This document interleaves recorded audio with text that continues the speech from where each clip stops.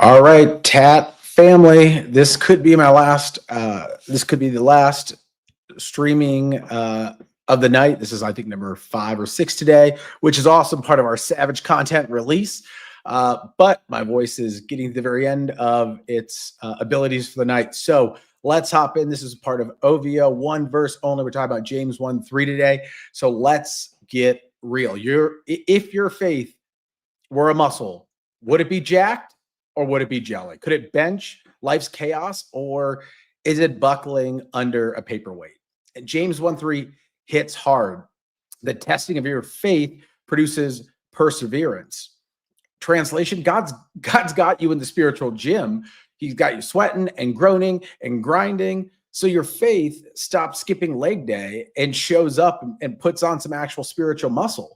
So we're going to unpack why pain's your trainer in this scenario, why tests make you tougher, and how to flex faith that actually finishes the job. And heads up, catch the 5 banner words that I'm going to drop today. First person to email all 5 of them to me gets me a copy of my book, Cheating on God, my shameless plug. Autographed, not autographed, keep it, send it to somebody else. Our first banner word is going to be grit. So let's talk about faith's limp. I used to think that faith was just a vibe, a Sunday playlist, a bumper sticker verse, a quick hallelujah, and I was good. But then life hit like a freight train, like it has for not just me, but for many other people here. And I think where for most of, oh, technology. So where was I? So life hits like a freight train. Courtrooms, at least for me personally, courtrooms filled with gut punch after gut punch. Bank accounts so empty they could echo. My kids asking me like, "Are we going to be okay?" It was a tumultuous time, and my faith, it was limping. It was barely holding on, but that limp ultimately, that struggle, it taught me how to walk holy. It showed me that faith isn't a feeling, it's a fight. And the fight's where you find what's real. Some of y'all are in that fight right now. Your faith's wobbly, but you're still standing. That's the resilience that we're talking about. Keep going. That brings us to our second banner word, struggle. So let's break it down. James says that testing, that in the word in Greek, I'm getting so good at these banners. Dokamion is like thinking of a smelter's fire, just cranking the heat to purify gold. Flames, pressure, intensity, all burning away the fake, the flimsy, the fraudulent. God's not testing you to trip you up. He's torching what's weak to reveal what's pure. It's not a theology lecture. It's alchemy. I mean, pain's not your enemy. It's your refiner. It's stripping the performative to show what's permanent. So when you're in the fire, it could be layoffs, it could be heartbreak, it could be a hospital bed. God's not cursing you. He's just crafting you. And that leads us to our third word, which is pure. So theological real talk here. No cross, no crown. And I think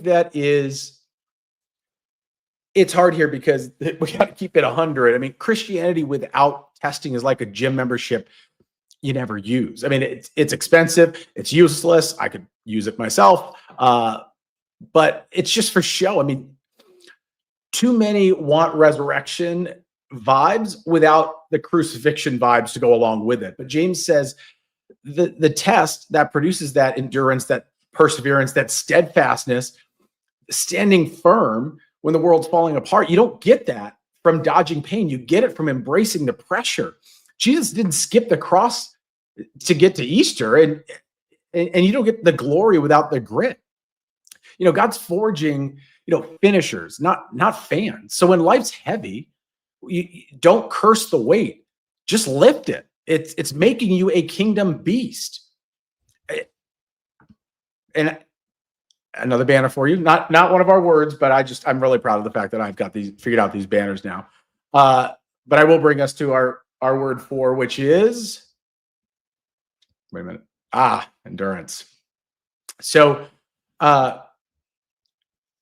let's talk culture here for a second. Convenience is different than conviction. And I think, culture is wild. I mean, it's wild out there. And we don't celebrate perseverance. We don't celebrate endurance. We don't celebrate steadfastness. We worship convenience. Feeling a pinch, tap out. It's like relationships messy, like ghost it. Your job's tough, quit and tweet about boundaries or quiet quit. Your church has got the wrong vibe. It's like bounce. We're spiritual sprinters, but the first time we start going up a hill, we just fold like a cheap suit. But kingdom faith, it's a marathon. It doesn't flinch. It leans in when everything screams run. And James 1:3 is a call to commitment, to hold your ground when the world's shaking. That faith that moves mountains, it's not about moving memes, and that leads us to our 5th word, which is commitment. Quick aside, that is all 5 words now. I'll just tell them to you: grit, struggle, pure endurance, and commitment. Email them to first person that emails them to tattooedapologist@gmail.com. Gets a copy of Cheating on God. So what's the call to action? How do we steward the test? Here's your mission. This week, don't just survive the test, steward it. Stop praying for the pain to vanish and start asking, God, what are you building in me? Quit chasing comfort, chase character. Perseverance doesn't come from YouTube sermons. It comes from pressure. So when the heat's on, when the boss is just losing his mind, bills are piling up, your heart's breaking. It's like, thank God. Yeah, thank him. It means he's forging faith that finishes, the kind that crosses the line. It might be scarred, but it is standing. So, stewarding the test, this is your call to action. And in all the situations you might look at, or that may come upon you this week, ask yourself, like, what is testing your faith? How is God moving in your fire? Stay in it. God is building that steadfastness. Trust his process, over your own feelings. And frankly, it may be a hard question to ask, but ask yourself, am I persevering? Am I just stuck? And it's a good question. Perseverance is for God's glory. Being stuck is just for your ego. So check your heart. And ultimately, deep dive into the why behind the test. Why does God test us? Because he's not after hype, right? He's after errors. He not spiritual influence, but he wants sons and daughters who look like Jesus. How about Jesus? Tested in the wilderness, tested in the garden, tested on the cross. Every test burned away and revealed the eternal. I mean, your tests, they're not random. They're not random. They're redemptive. God's not breaking you. He's breaking through you so the world sees his glory in your grit.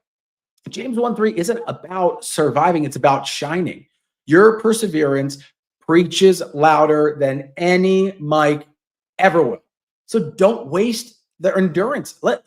Let's let it do its work.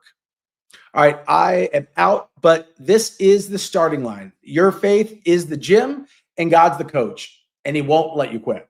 So James 1:3 says, testing produces perseverance, and perseverance makes you a finisher. So when life is heavy this week, don't drop the bar, lift it. When the fire's hot, don't run, refine. Your faith, it's not jelly, it's jacked because God's got his hands on it. Steward the test, pray for steadfastness, and don't forget to email those banner words. Drop a comment. How are you holding it down in the fire? We are in this together. Be accountable, stay gritty, stay holy, and be blessed.